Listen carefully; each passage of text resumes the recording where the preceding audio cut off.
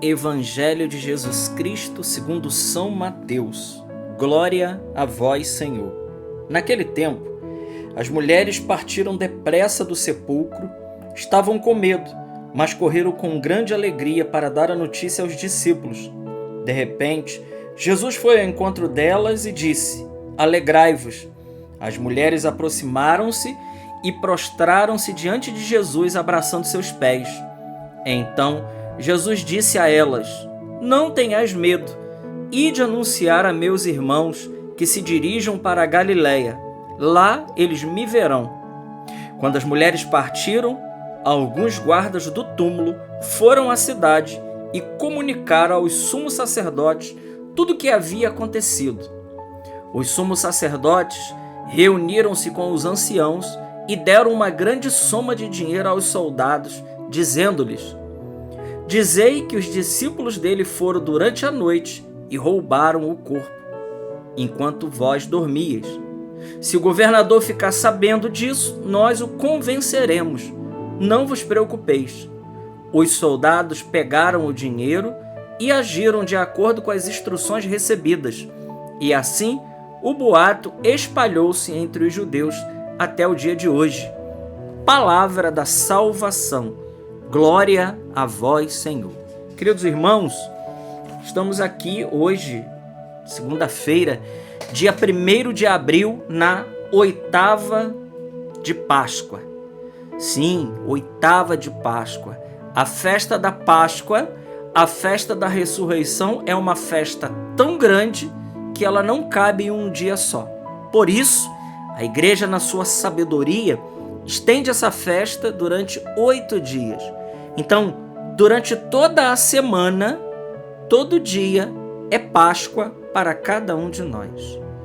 Todo dia é dia solene de Páscoa para mim e para você, querido irmão.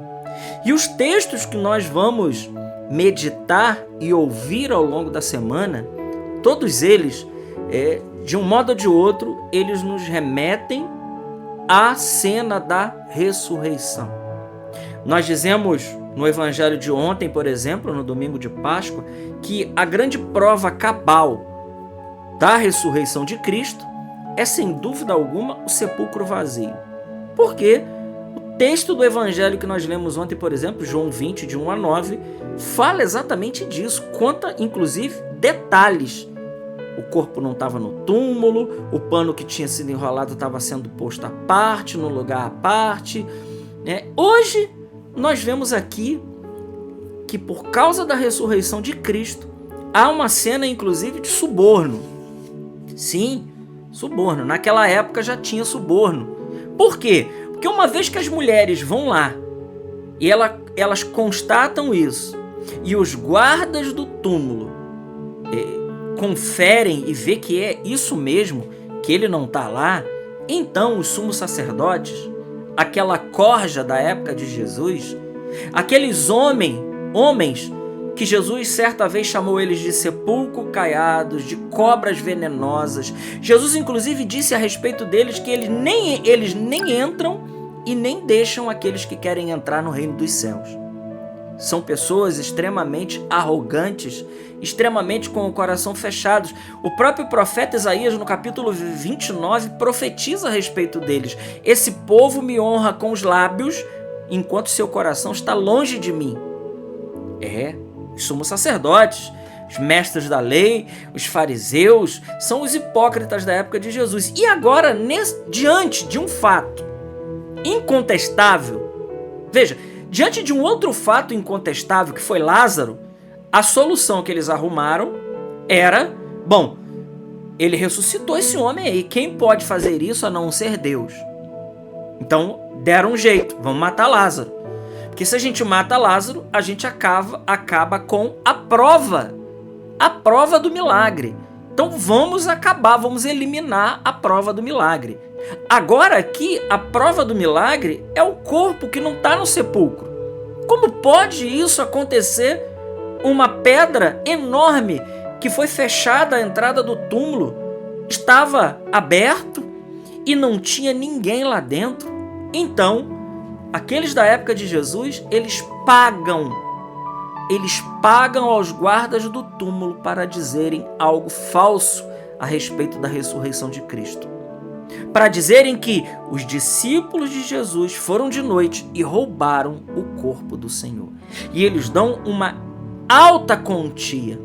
Veja, irmãos, aqui nós estamos com uma desonestidade moral e uma desonestidade, sem dúvida alguma, bíblica e intelectual. Porque diante de um fato incontestável, eles arrumam um jeito de arrumar um falso testemunho, pagam inclusive para isso, para negar o óbvio. E aqui, irmãos, nós precisamos tomar cuidado com algo, que a gente também não negue o óbvio, que a gente não negue aquilo que é a realidade de Deus diante de nós. Ele ressuscitou verdadeiramente.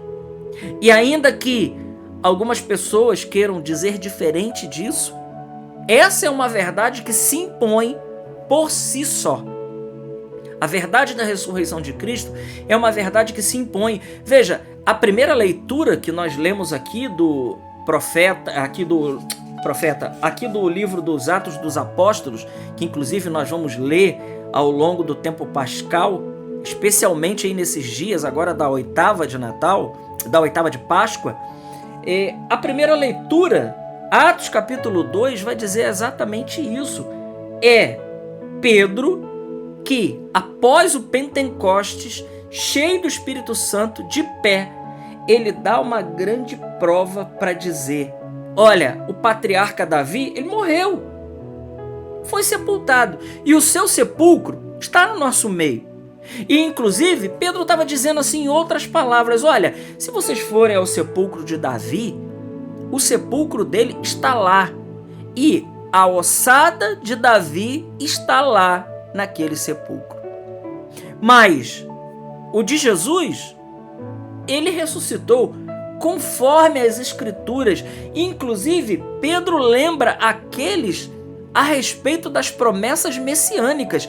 É isso que São Pedro vai lembrar aqueles ali que estavam com o coração duro diante de um fato incontestável. São Pedro vai dizer para eles: olha, o patriarca Davi morreu, foi sepultado, seu sepulcro está entre nós, mas sendo profeta, sabia que Deus lhe jurara solenemente que um de seus descendentes ocuparia o trono. É, portanto, a ressurreição de Cristo que previu e anunciou com as palavras.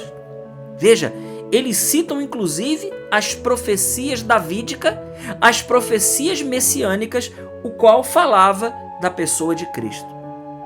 E isso aqui é muito sério, queridos irmãos. Por quê?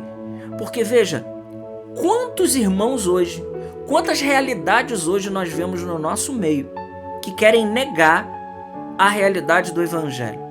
Querem negar, por exemplo, a ressurreição de Cristo. Ora, aqueles que, por exemplo, acreditam em outras realidades, como reencarnação, como transmigração da alma, e coisas do tipo, ou que acreditam em outras realidades, ora, não está de acordo com o Evangelho. O Evangelho diz que nós, inclusive, cremos na ressurreição. Inclusive, esse é um ponto central da fé católica. Nós não cremos diferente. Veja, a carta aos Hebreus, no capítulo 9, versículo 27, diz o seguinte, isso aí rebatendo toda a tradição reencarnacionista. Diz lá, Hebreus 9, 27, está determinado que os homens morrem uma única vez e logo em seguida vem o juízo. Inclusive, esse juízo que diz lá a carta aos Hebreus, falando dos novíssimos, que é céu, inferno, purgatório, toda a escatologia bíblica cristã, não é o juízo final, mas é a doutrina do juízo particular, que inclusive é a doutrina católica, e nós acreditamos profundamente nessa realidade, que imediatamente após a nossa morte física, nós seremos julgados no amor, aquilo que São João da Cruz diz, que no ocaso da vida, nós seremos julgados no amor, pelo amor. É isso. Então, Está dito lá, né, que os homens morrem quantas vezes? Uma única vez. Então, tranquilo para quem não acredita na Bíblia, para quem não acredita em Jesus Cristo. Agora, para aqueles que dizem ser cristãos, para aqueles que dizem acreditar na Sagrada Escritura e acreditar diferente da única fé verdadeira cristã, que é a crença na ressurreição, bom, então é contra, inclusive, aquilo que está na doutrina da igreja e aquilo que está no catecismo, aquilo que está expressamente na Sagrada Escritura, na Bíblia. Veja, aqui é a maravilha da fé católica. Nós cremos profundamente na ressurreição. Ele ressuscitou verdadeiramente. Aleluia, aleluia, aleluia. Glória ao Pai, ao Filho e ao Espírito Santo, como era no princípio, agora e sempre. Amém. Salve Maria Imaculada.